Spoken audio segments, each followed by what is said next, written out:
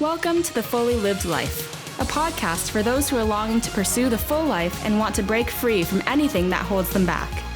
Listen in as two friends, a psychologist, Dr. Mary, and a life coach, Gillian, talk about life, love, and purpose through the lens of faith, science, psychology, and life experiences. I got it. We are on. Well, we'll see. Good morning, Mary. Good morning, Gillian. Oh, my goodness. It's so good to see you. You look so professional there. Well, because we're actually recording our video, I did do my hair. I did mine too. And I did a little bit of makeup. Impressive. Put some clothes on. Yeah. Well, although you can't really. Here we go. See, I put on a nice, pretty shirt for today. I don't even have pajama bottoms on. Wow. I got my regular jeans on. Okay. Well, I have to admit, I didn't put on proper pants. Okay. Okay. How are you today anyway? You know what? I've been excited for this. A little nervous because we're trying this new thing where this is the first time we're not together in person. I know, and I miss it. I really miss it too. But at least I get to see your face. But then when I make faces at you, everybody gets to see the faces I'm making at you. I know. So now I have watch to, it. Watch I have to even behave myself. I know. It's so true. I saw that. Sorry. And I really am trying not to get distracted by the little things that are popping up on my screen, Yeah. Like, don't message me, okay, people? I don't want to see you for about 3 hours, so just don't message me. Okay. Sounds good. So this is season 3, which is kind of hard to believe. I know. And, what on earth are we talking about for season 3? Some good stuff. Yes, we are. As always, our plan is to show up just as ourselves. And, you get to hear, I guess we have to say viewers now, not just listeners, viewers and listeners. Yeah, that's right. You get to hear what's happening in our life kind of real time as we process things. And it's not going to be neat and tidy, but hopefully we'll be honest. Because we're not neat and tidy. No. Well, we did try this morning. So, by the way, for those of you who are listening on the podcast, we've started to record video as well, and it's going to go up on our YouTube channel, The Fully Lived Life, because we thought we'd try a new thing. Because sometimes people like to watch, and apparently we can be kind of funny to watch. Because the other thing, too, is that we push ourselves to be more and more vulnerable. And what could be more vulnerable than not only have to listen to yourself, but to see yourself? I know. Yeah. What are we thinking? We're not. We're not. But hey. Okay, so season 3, let's go. Let's talk about what we're talking about. We wrapped up last season with this idea of writing your own manifesto. Yeah. And we sort of left the summer. We gave you some tools to check in, how to do that through the Shazone or Kazone. Gave you the links there. Kazone. Yeah. Kazone. And gave you some links, some videos, and some tools to do that. So hopefully a few of you have had a chance to do that. We've got our manifestos ready to read to you today. Yeah. In an effort to be very vulnerable. But so that's where we're starting from today. Yeah. And then we'll talk about what the season's going to look like. And we'll go from there. Yeah. Sounds good. So do you want to start reading your Kazone or your man? No, I don't. The funniest thing is, okay, I'm being honest here. Okay.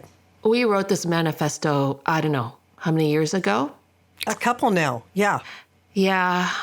And it's been sort of sitting on the shelf or my iPad, and it hasn't been touched until, our good friend Wendy said she was listening to our podcast from last season saying, oh, have you been taking a look at your manifesto? Have you rewritten it? No. So it's easier to write it than it is to live it for sure. But having said that, nothing has really changed in it, which is good. But also there's parts of me that's I still need to grow in these areas. But, I have to say that I think that's good. I think that it's good that, number one, it sat on the shelf or in your iPad. Yeah. Number 2, when you looked at it, you still resonated with what you had written. And the number 3 is that you're feeling like, oh, I should have been really growing or have arrived at this stage now where I could rewrite it to reflect a new season of my life. But that's not true. It's not true that we hit a destination and then we remap ourselves. We are in the business and work of being transformed, and that takes a long time. It sure does. It takes our lifetime. As I've said to people before, if you're perfect, it means you're dead. You're in heaven, right? Well, and the other thing, too, is that it is about transformation. It's not about perfection. So let's just give ourselves the grace and space to go, we're on the journey. How, when you look back, Mary, at what you had written, have you felt progress in some of these areas that you hold dear? Yeah, for sure. I have felt progress. I've also, I felt moved reading it because I feel like the time that we wrote it a few years ago, we were really digging deep, and God was directing us in where He wanted us to go in terms of our transformation. So it still rings very true, like I agree. Said. And by the way, our theme for this year is a lot about grace. It's a lot about self-compassion. We'll unpack that in a little bit. It's about, and I'm saying this as if I have it, but I don't, but I need to say this up front. It's about accepting the messiness of the unfinished. It's not just accepting it, it's loving where we're at, knowing that the Lord is working in our lives. It's not about being perfect. It's about, like you said, being transformed and being able to tolerate and accept all of the warts and everything that goes along with growth. Exactly. And I think that gives our listeners and viewers lots of permission to say, okay, I can do this. Because what we didn't want to do is we didn't want people to write this manifesto for their life, which was a checklist. Right. Yes. Right? That's not that. It's more like a GPS than a checklist. That. Yeah. You know, that's rooting you around obstacles and illuminating obstacles and all that kind of stuff. So I think that the manifesto is more grace-filled than a checklist to-do list, which, of course, some numbers on the Enneagram, the particular ones, love their checklist, their to-do list. Yeah. This is not a to-do list, it's a to-live map. Yeah. Bingo. Yeah, and we don't like the tickety box activities anyway because it's so superficial. And we don't do superficial. So, okay, we've talked around enough so keep delaying. Your turn. You get to do it. Since when? When did we decide I'm going first? I decided. Spoken as a true 8. Fine. I'm spoken as a true 8 that wants somebody else to be vulnerable before I go dive in there. Okay? Here we go. Okay. All right. Here we go. And of course, I wrote it a little bit poetically, I hope. But anyway, here we go. My manifesto. Today, I choose freedom. The freedom that has been promised to me by Jesus because His truth has set me free. I choose freedom from people-pleasing, perfectionism, and performance. My big 3 Ps. Today, I choose to come out of hiding because Jesus sees me for who I am and loves me for who I am. Therefore, I choose authenticity and honesty. I choose to take responsibility for my voice, my opinions, feelings, and choices. Today, I choose to live the full life that has been promised me by Jesus, who came to bring me life to the full. I choose courage instead of fear, leaning into instead of withdrawing, self-awareness instead of denial, conviction instead of shame, forgiveness instead of bitterness, humility instead of pride. Today, I choose to believe God's truths that I am beloved, chosen, treasured, holy, and blameless. I choose to come against the lies of my enemy, the thief of my soul. I come against the lies that I'm only loved for what I do and not for who I am. that I should be ashamed of who I am, that I am unlovable and unacceptable, that I am nobody special. Oh. I come against the fears of abandonment, rejection, anger, and conflict. Today, I choose to surrender control to God, the one who is all-powerful, sovereign, loving, and good. I choose to let go of nagging, criticizing, fretting, and trying to control others. I choose to believe in God's promises to use everything for a good purpose in my life and in the lives of my loved ones. Today, I choose to remember that God is with me and for me. Today, I choose to rest in Him, center myself in Him, draw strength and wisdom from Him. Today, I choose an attitude of gratitude. Today, I choose to savor His good gifts. Woo. Woo. You know, it was quite emotional doing this. I could see that. Yeah. I could see it and I could feel it. Mm-hmm. Yeah, so I think it speaks to how meaningful it actually is, and it speaks to the core of what my soul longs for. Yeah. And like, it just laid out the things I have struggled with for my whole life. So, and it's in a funny way, even though I'm being so vulnerable in sharing it, I feel really seen. Because wow. I know that the Lord directed me in writing it. I know that I've shared it with close friends and they have heard it. I'm sharing it now with you and with our listeners and viewers, and I feel seen. Yeah. Well, that is a huge win, right? Not that this is a win or lose, but that is a win that you feel seen. Mm-hmm. Isn't that so ironic, though? Because we hide because we're so afraid of being rejected or shamed or seen for all our flaws. And yet when I shared it, I actually felt more seen. Isn't that just so funny and ironic? It is funny. It is ironic. And I think if we can push past the fear of being vulnerable, that's the risk on the other side, is that it will meet a need in us that is part of our longings. Yeah. Which is the scary, scary, courageous thing to do. Yeah. You know, I love that you shared that, Mary. I mean, I've heard that before. I've read it before, but I could feel it from you. But the other thing, too, that resonates with me is that courage is not being unafraid. Courage is acting even with fear. And I wonder how many of us cease to act because fear cripples us. Oh my gosh, yeah. And we can't muster the courage. So I trust that by you sharing that, you're giving people the courage to write the manifesto if they haven't already, but also share it with somebody that they trust. Because there is power in the spoken word, isn't there? Yeah. And I also long for our followers to also feel seen. So take your time.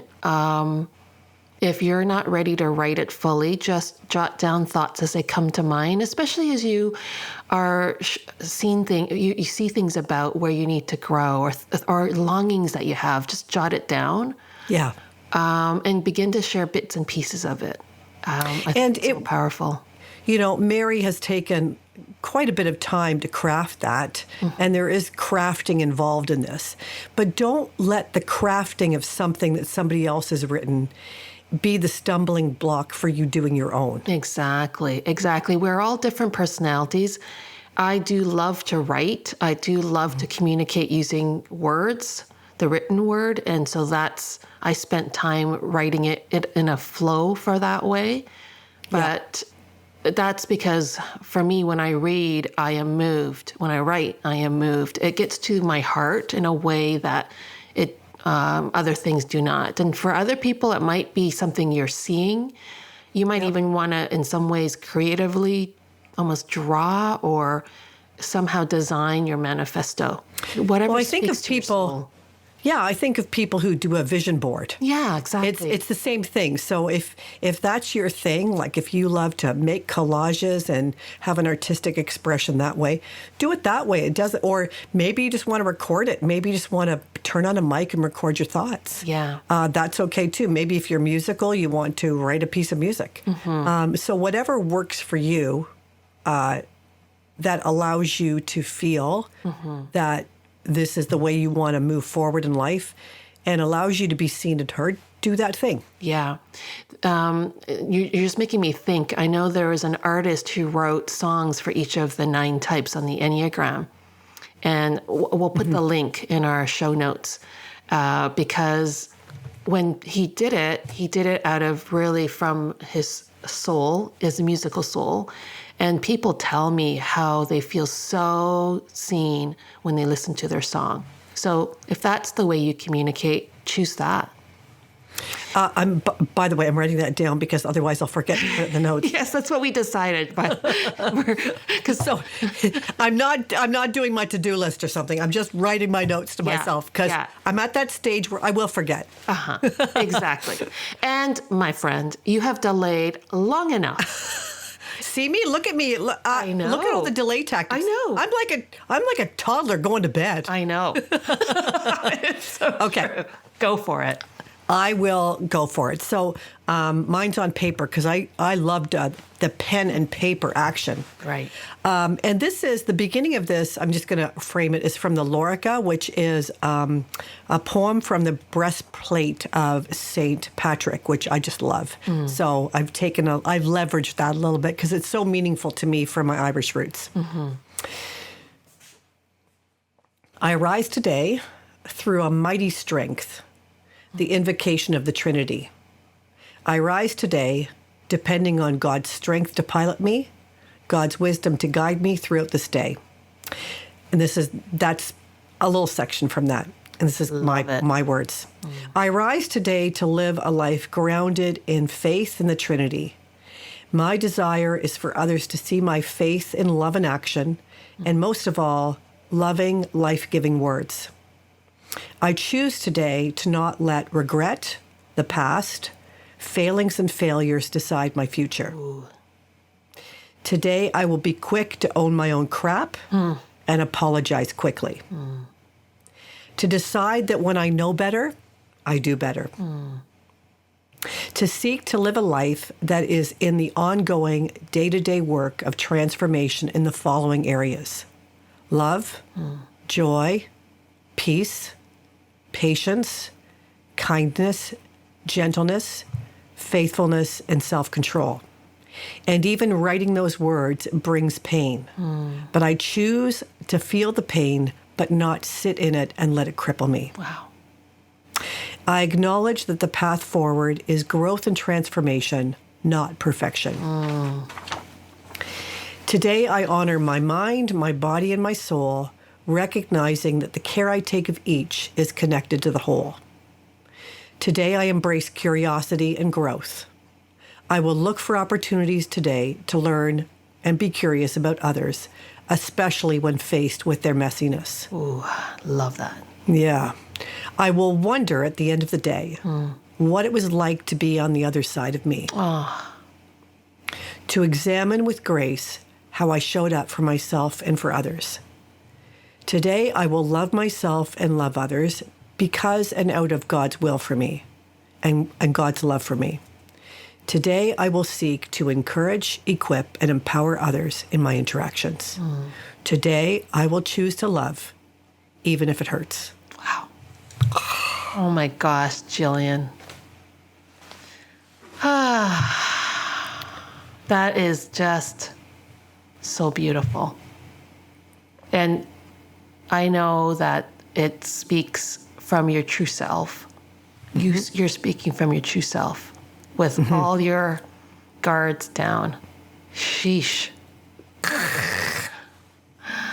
Yeah, it feels so vulnerable. And of course, speaking it is one thing, but having it on air is another. So that really, I was very nervous this morning coming into podcasting. I'm not normally nervous. I'm quite excited, but I was quite nervous. I had a bit of a pit in my stomach, and again, that was that fear of showing up. Yeah. And I had to take some time, do some deep breathing, and just go, it's okay. You can show courage. And that's exactly what it is. It's not having the fear, but it's actually choosing to show up anyway. Exactly. I hope, though, that you're not going to feel a vulnerability hangover later on. Well, that's a good point. Because the enemy likes to come in, our insecurities like to come in. We kind of woulda, coulda, shoulda. And even to kind of go, I said it now, I have to live it. And dang, I can't do that. That's too hard. Well, I can't live it perfectly. Yeah. I know that. But it's the intention. It's the heart and the mind and the body and soul's intention. And that's where I need to come from for myself. And I do need to catch myself with that woulda, coulda, shoulda. It's something that I struggle with. Yeah. So today I will stop myself and go, I'm not going to do that. Like, I'm not going to do that because it's not beneficial. Yeah. And it helps. When I do that, it keeps me in the regret camp, which I don't want to live in. Exactly. So I don't want to live in that camp. It's not a nice camp to live in. It's so I'm not going to live there. So I have to just stop myself, and you've given me some tools to do that.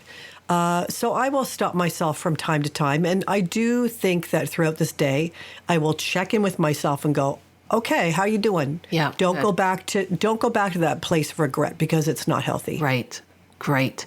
And my commitment to you as one of your safe people is that I will not hold it against you at all if you don't do some of those things, or you do some of the things that you said you wouldn't do.